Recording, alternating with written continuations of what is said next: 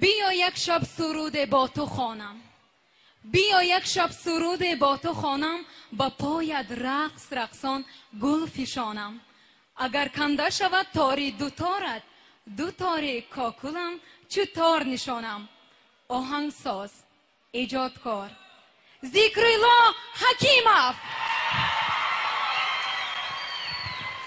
سلام و گرم و جوشانی خود را به همه اهل نشست میرسانیم و چون در پیش برای مردم سرزمین ما چند عید هست، همه شما را صمیمانه تبریک میگیم. یک سرود نو پیشکش شما میکنیم. لا اله الا الله، الله اکبر،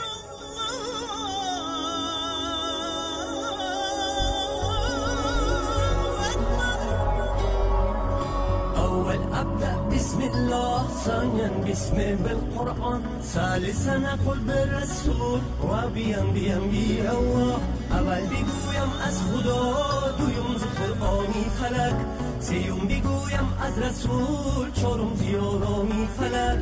خدای تاری سرم، جانم فدای کرمت، لطف آدمی کم شده است، مبر خدا این کرمت.